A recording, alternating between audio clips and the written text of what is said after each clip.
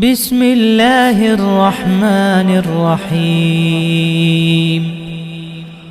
السلام علیکم ورحمۃ اللہ وبرکاتہ۔ شیخ سے سوال ہے کہ جیسے کہ نبی کریم صلی اللہ علیہ وسلم کی ایک حدیث مبارکہ ہے کہ کوئی بیماری متعدی نہیں ہوتی، تو اس بارے میں تھوڑا وضاحت فرمائیں کہ جیسے کہ لوگوں میں خوف و ہراس پھیلا ہوا ہے کہ یہ بیماری ایک سے دوسرے کو، دوسرے سے تیسرے کو لگتی ہے، تو اس بارے میں انشاءاللہ شیخ سمیع اللہ شاہد حافظہ اللہ وضاحت فرمائیں گے۔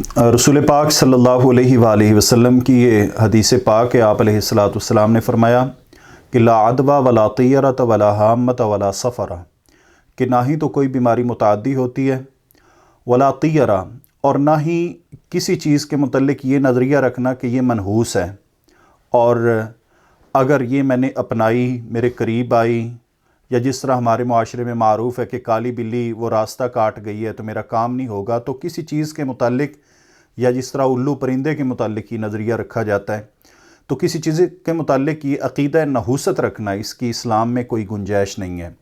ولا حامہ، اور اسی طرح یہ بھی ایک پرندہ تھا جس کو عرب لوگ منحوس سمجھتے تھے، یا یہ کہا جاتا تھا کہ جب میت فوت ہو جاتا، کوئی شخص قتل ہو جاتا، اس کا اگر انتقام نہ لیا جاتا تو اس کی روح سے، کھوپڑی سے ایک پرندہ اڑتا تھا جو کہ انتقام کی صدا لگاتا تھا۔ یہ عربوں کے ہاں ایک مفروضہ بنا ہوا تھا۔ تو آپ علیہ السلام نے فرمایا ولا حامہ، ایسے کسی عقیدے کا کوئی تاثر نہیں ہے۔ اور اسی طرح ولا سفرہ، یہ بھی ایک سوچ تھی کہ شاید سفر کا مہینہ یہ منحوس ہوتا ہے، تو آپ علیہ السلام نے فرمایا کہ نہیں، سفر کا مہینہ بھی منحوس نہیں۔ تو اس حدیث مبارکہ میں آپ نے فرما دیا کہ لا عدوى، کوئی بیماری متعدی نہیں ہوتی۔ اب کیا مطلب ہے اس کا؟ اس کا مقصد یہ ہے کہ کسی بیماری کے اندر اتنی صلاحیت نہیں ہے کہ وہ خود بخود ایک شخص سے کسی دوسرے شخص کو منتقل ہو جائے۔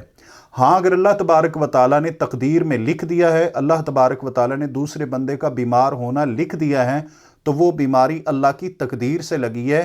وہ پچھلے بندے میں جو بیماری تھی، اس بیماری میں یہ صلاحیت نہیں تھی کہ وہ کسی دوسرے کو لگ جائے۔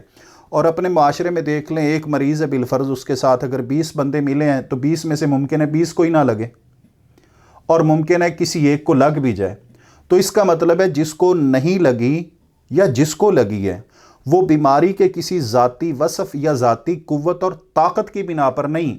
اگر بیماری متعدی ہوتی تو 20 کو ہی لگ جاتی، اور 20 بندوں کا بچ جانا یا 19 کا بچ جانا اور ایک کا مریض ہو جانا، اس بات کی دلیل ہے کہ ان 19 کو بچایا بھی اللہ کی تقدیر نے ہے، اور اس ایک کو، 20ویں کو بیمار بھی اللہ کی تقدیر نے کی ہے۔ اللہ کی تقدیر سے ایسا ہوا ہے۔ جس طرح آپ پھر، یہ تو بیماری کی بات ہے، آپ دوا، علاج اور صحت پہ اگر غور کریں تو ایک دوائی ہے، وہ ایک مرض کا علاج ہے۔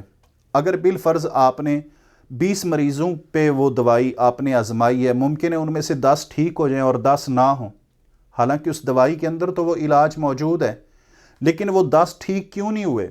کیونکہ ان کا ٹھیک ہونا اللہ نے لکھا نہیں تھا، اور وہ 10 جو ٹھیک ہوئے ہیں ان کا ٹھیک ہونا اللہ نے لکھا تھا۔ تو اس کا مطلب ہے کہ اس دوائی کی وجہ سے نہ کوئی ٹھیک ہوا ہے، نہ کوئی بیمار ہوا ہے، وہ اللہ کی تقدیر سے ہی صحت ملی ہے۔ ہاں، اسباب کو ضرور بروئے کار لانا چاہیے۔ اسی طرح اس بیماری کی وجہ سے اگلا بندہ بیمار نہیں ہوا، وہ اللہ کی تقدیر سے ہی ہوا ہے۔ اور ایسا رسول اللہ صلی اللہ علیہ وآلہ وسلم کے پاس ایک سوال بھی آیا تھا۔ ایک شخص نے کہا کہ اللہ کے نبی علیہ السلام، میرے کچھ اونٹ ہیں، اور ایسا ہوتا ہے کہ بعض اوقات ان میں کوئی ایک خارش زدہ اونٹ ہوتا ہے، اس کے ساتھ جب دوسرے صحیح اونٹ کو باندھا جائے تو اس کو بھی خارش لگ جاتی ہے۔ تو آپ علیہ السلام نے فرمایا کہ یہ بتا، فمن اجرب الاول، پہلے کو خارش کس نے لگائی؟ اگر خارش یہ لگتی ہی متعدی بیماری ہونے کی بنا پر ہے تو پہلے میں کہاں سے آ گئی ہے؟ تو پہلے میں پیدا کہاں سے ہوئی ہے؟ اللہ کے حکم سے۔ جیسے پہلے میں پیدا اللہ کے حکم سے ہوئی ہے، ویسے دوسرے کو لگی بھی اللہ تعالیٰ کے حکم سے ہی ہے۔ اور پھر آپ علیہ السلام نے فرما بھی دیا ہے کہ کسی صحیح شخص کو، کسی مریض پر ایسا مرض جسے ہم سمجھتے ہیں کہ یہ ایک سے دوسرے کو، یعنی عام وبا ٹائپ جو مرض ہوتا ہے، تو رسول اللہ صلی اللہ علیہ وسلم نے اس کے متعلق فرمایا ہے کہ کسی صحیح بندے کو کسی ایسے مرض والے پر داخل نہ کیا جائے، وارد نہ کیا جائے۔ یہ احتیاط بھی رسول اللہ صلی اللہ علیہ وسلم نے بتلایا ہے، اور احتیاط بھی کرنا چاہیے، لیکن عقیدہ خراب نہیں کرنا چاہیے۔ عقیدہ یہی رکھنا چاہیے کہ بیماری کے اندر کوئی طاقت نہیں ہے، صلاحیت نہیں ہے متعدی ہونے کی، یہ میرے اللہ کا امر ہے۔